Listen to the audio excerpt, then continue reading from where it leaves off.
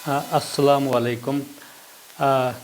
मेरे भाइयों, बहनों और जो भी व्यूवर्स जो हैं मेरे इस वीडियो को सुनने वाले, मैं आज एक ऐसे टॉपिक पे ऊपर डिस्कस करूँगा जो हेल्थ रिलेटेड है। इसको हम इन्फेक्शस डिजीज़ के बारे में बोलते हैं। ये ऐसा डिज़ीज़ है जो एक वक्त बहुत कॉमन हुआ करता था, क्योंकि इसके बारे में कोई मालूमात कम थी। इसको हम टाइफाइड फीवर बोलते हैं या दूसरा नाम एंट्रिक फीवर बोलते हैं, और इसको एक हमारी देसी लैंग्वेज में कुछ बुनियादी बुखार बोला जाता था। तो ये ऐसी एक इन्फेक्शस डिज़ीज़ है, ये एक सिस्टमिक बैक्टीरियल इन्फेक्शन से होती है। मैं आपको बताऊंगा इसका बैकग्राउंड इसके पीछे था। एक टाइफाइड मैरी एक औरत थी, वो कुक थी, सबसे मानी हुई कुक थी वहाँ पे न्यूयॉर्क में। तो उसने क्या किया था, वो एसिम्प्टोमेटिक कैरियर थी, उसके अंदर ये बैक्टीरिया चला गया था। वो स्टूल से, वो पेशाब से, पखाने से ये बैक्टीरिया पास करती थी, जिसकी वजह से क्या होता था कि वो वाटर बॉर्न है। क्योंकि ये डिज़ीज़, अब मैं आपको डिटेल बताता रहूँगा कि कैसे वाटर बॉर्न है, हाईली इन्फेक्शस है। इसका रिजर्वायर सिर्फ ह्यूमन्स है, सिर्फ इंसानों में ये बीमारी होती है, जानवरों में नहीं होती है। टाइफाइड का only reservoir humans are the only reservoir.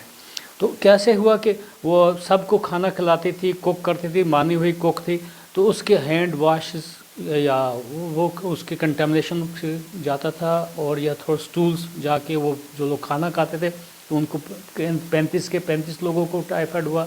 उसके बाद पूरे एरिया में कंटेमिनेशन फैल गया।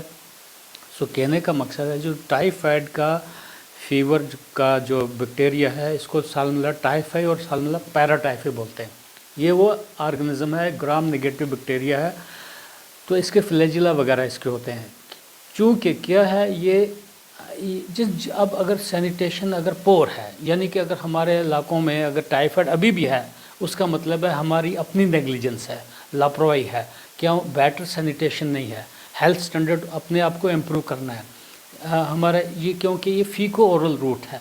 ये ऐसा है कि अगर पाखाने के थ्रू, मान लो कोई शख्स बाज़ार से सब्जियां लाता है या मेवा लाता है, फ्रूट लाता है, तो फ्रूट को कई दफ़ा क्या करते हैं वो लोग, जो बेचने वाले होते हैं उनके ऊपर ताज़ा रखने के लिए ऊपर पानी डालते हैं। अब पानी का जो सोर्स है वो नहीं पता होता, वो कहाँ से, क्या वो सीवेज से वो पानी लाते हैं, किस जगह से वो पानी लाया जाता है। जब वो पानी उस पर डाला जाता है, हम सभी लोग समझेंगे हाँ बिल्कुल ये सब्जियां बिल्कुल ताज़ा हैं और इसमें साफ़ हैं। लाया, मुंह में डाल दिया। अब देखना क्या है, जो ही मुंह में डाल दिया, जिस इसमें क्या होता है, अंदर अगर एसिड जो है हाइड्रोक्लोरिक एसिड क्या करता है, जिसका एडिक्वेट हाइड्रोक्लोरिक एसिड होगा, ये बैक्टीरिया जो ही उसके अंदर चला जाएगा, साल्मोनेला टाइफाई या पैराटाइफाई, वो उसको डिस्ट्रॉय हो जाएगा। लेकिन जिसको हाइपोक्लोराइड्रिया होगा, यानी क्या ये HCl जो होगा वो कम होगा, तो वो टाइफाई का जो बैक्टीरिया वो किल नहीं हो जाएगा, वो अंदर चला जाएगा, अंतड़ियों के इंटेस्टाइन्स में इन्फेक्शन स्टार्ट हो जाएगा, और जाके एक टर्मिनल इलियम में जाके हम इसको पेयर्स पैच के थ्रू ये एब्जॉर्ब हो जाता है और सिस्टमिक इन्फेक्शन स्टार्ट कर देता है। हाँ, कितना टाइम लगता है, इंक्यूबेशन पीरियड क्या है, 1 हफ्ते से लेकर 3 हफ्ते तक ये है। मान लीजिए हमने 15 दिन पहले ये खाया था, तो 15 दिन के बाद टाइफाइड स्टार्ट हुआ।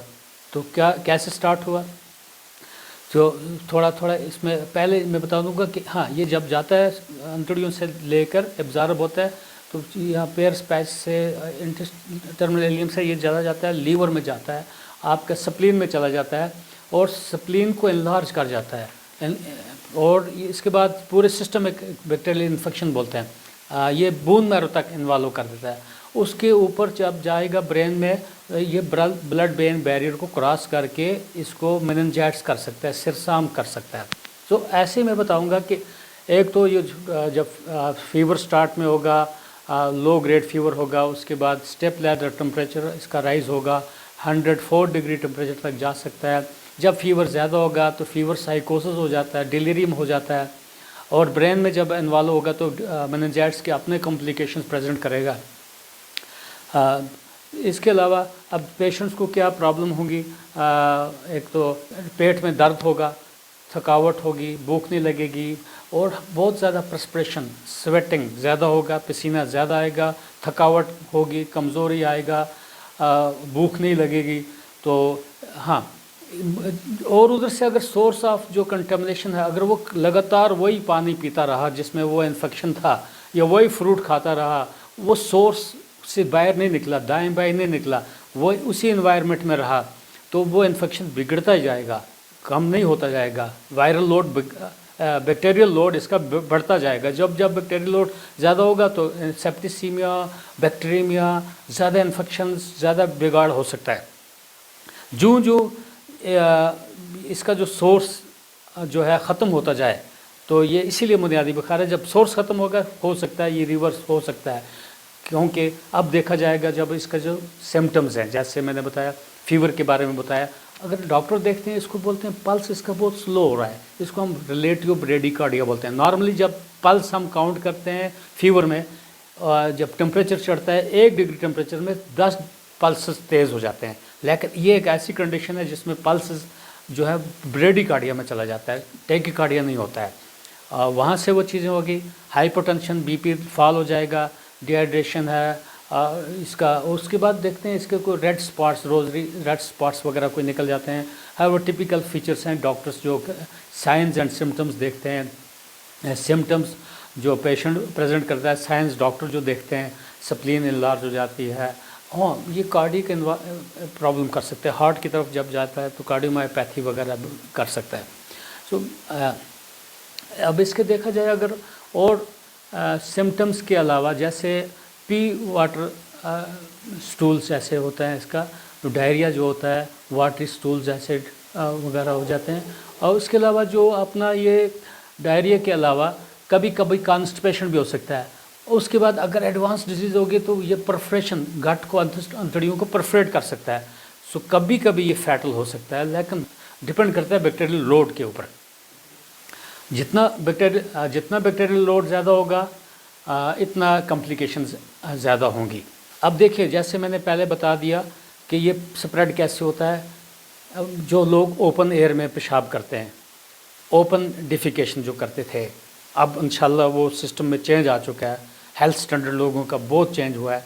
टाइफाइड आज के दौर में नहीं होना चाहिए, क्योंकि लोगों ने माशाल्लाह अपना लिविंग स्टैंडर्ड बेहतर बना के रखा हुआ है।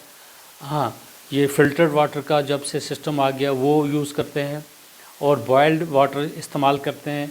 हाँ, कुकिंग ज़्यादा स्ट्रांग करते हैं। Cooking is most important. सब्ज़ियाँ जो हैं, कच्ची सब्ज़ियाँ जो हैं, सलाद वगैरह, वो उसको मैं इनक्रेज नहीं करूँगा, क्योंकि उनके थ्रू बैक्टीरिया जो है ज़्यादा ट्रांसमिट हो सकता है। अनवाशड, अनकुकड वगैरह उनको नहीं खाना चाहिए। और जब भी वाशरूम जाएंगे, हैंड वॉश अच्छे तरीके से साबुन से करते हैं लोग। पाखाने पे जब जाते हैं, करते हैं, उसके बाद अच्छी तरह से सफाई कर लेते हैं। तो इसलिए ये टाइफाइड फीवर जो है ये कम हो सकता है, पूरी सोसाइटी में डिक्लाइन हो सकता है। कुछ कंट्रीज़ हैं, अमेरिका, अर्जेंटीना, कुछ ऑस्ट्रेलिया, वहाँ पे टाइफाइड का नाम कम हो चुका है, क्योंकि नहीं है, क्योंकि बेटर हेल्थ स्टैंडर्ड होता जा रहा है। और मैं कॉम्प्लिकेशन जो टाइफाइड की हैं वो बताना चाहूँगा। जैसे शॉक में जा सकता है, हाँ, बैक्टीरियमिया ज़्यादा हो सकता है जब, तो पूरे सिस्टमिक इन्फेक्शन हो के मेनिंजाइटिस तक हो सकता है। सो इसलिए हमें बेहतर है इसका जो पॉइंट सोर्स है उसको इन्वेस्टिगेट करना है, उसको अंडरस्टैंड करना है कहाँ से ये टाइफाइड आया। ये ऐसा बैक्टीरिया है, ये सिस्टमिक इन्फेक्शन जो करता है, ये सोर्स ह्यूमन सोर्स है। मैंने बताया only humans are reservoir for this. So अंतड़ियों को सुराख करके परफोरेशन कर सकता है, ब्लोटिंग हो सकता है, फुलनेस हो सकता है, नाशिया, वोमिटिंग वगैरह, डायरिया कॉम्प्लिकेशंस। और उसके बाद क्या है, हाँ, अगर हम इसका, अगर आप हम शॉर्ट करते हुए बताएंगे, इसका जो ट्रीटमेंट जो था, पहले कोई ड्रग्स थी जैसे क्लोरमफेनिकॉल, कुछ पॉपुलरली मानी जाती दवाई थी, वो यूज़ किया जाता था। उसके बाद फिर कोई रेजिस्टेंस डेवलप होगी, उस ड्रग के अपने साइड इफ़ेक्ट ज़्यादा हैं, बोन मैरो सप्रेशन वगैरह कर लेना। उसके बाद क्विनोलोन ग्रुप ऑफ ड्रग्स आ गया, सिप्रोफ्लैक्सिन, ओफ्लैक्सिन, ऐसी कोई ड्रग्स आ गई। हाँ, under guidance and supervision of your doctor जो है ये ट्रीटमेंट जो लेने की ज़रूरत है। फिर उसके बाद कैफ्लोस्पोरिन्स कुछ ड्रग्स हैं, फिर इंजेक्टेबल आ गया था सेफ्ट्रैक्सोन वगैरह and third generation fourth generation cephalosporins आ गई। उसके बाद ये सेप्ट्रॉन DS एक बोलते थे, ट्राइमेथोप्रिम सल्फामेथॉक्सोजोल मोस्ट इम्पॉर्टेंट है। एवन एजिथ्रोमाइसिन 1 ग्राम कुछ इसका प्रोटोकॉल है, कोई 5 डेज़ का कोर्स देना है। किस तरीके से आप अपने डॉक्टर साहिबान से इसका रब्ता कर सकते हैं, क्योंकि सेल्फ मेडिकेशन नहीं है। हाँ, मोस्ट इम्पॉर्टेंट पर्टिकुलरली बुखार के लिए आपको एडिक्वेट डोज ऑफ पैरास्टामॉल लेनी पड़ेगी। अगर आप कम डोज लेंगे तो टाइफाइड फीवर जो है वो कम नहीं होगा। 10 to 15 मिलीग्राम पर kg बॉडी वेट ऑफ पैरास्टामॉल देना होता है, 4 आवरली तक देना होता है। हाँ, और मोस्ट इम्पॉर्टेंट है कि कभी कभी ये स्टेरॉइड तक देना पड़ जाता है। टाइफाइड साइकोसिस में स्टेरॉइड इंजेक्शंस तक देने पड़ जाते हैं, तो वो भी अपने डॉक्टर साहिबान से आप अपने आप को इस डिज़ीज़ से दूर कर सकते हो। लिविंग स्टैंडर्ड बेटर बनाने से, हैंड हाइजीन ज़्यादा होने से, कंटेमिनेशन ऑफ फूड जो है फूड के थ्रू ये है आते हैं। खासकर ये जब सितंबर अक्टूबर वगैरह उस दौरान मक्खियों का जो महीना होता है, कि मक्खियों के महीने पे फ्लाइज के साथ ये कंटेमिनेशन के ज़्यादा चांसेस होते हैं। So most important is knowledge is power. If you have knowledge, hopefully ये टाइफाइड फीवर स्प्रेड नहीं होगा, क्योंकि ये जब एक घर में घुसता है तो तकरीबन सबको बीमार करके फिर निकलता है, जब तक उनको समझ आती है कि हाँ क्या है। तो इससे बेहतर है कि नॉलेज इज़ पावर। जितनी जानकारी टाइफाइड फीवर के बारे में हो जाएगी आपको, मुझे उम्मीद है कि टाइफाइड के केसेस हमारे जो मेरे ये ऑडियो वीडियो सुनेंगे, शायद ये टाइफाइड 0 लेवल पे आ जाएगा। और it will show the index of hygiene of our people, of the status of hygiene of our people. और सिमिलरली इसमें कोई वैक्सीन्स वगैरह भी कर सकते हैं। अब वैक्सीन सक्सेसफुल कितने % है वो अलग बात है। तो most important again, prevention is better than cure. This applies particularly to the typhoid fever.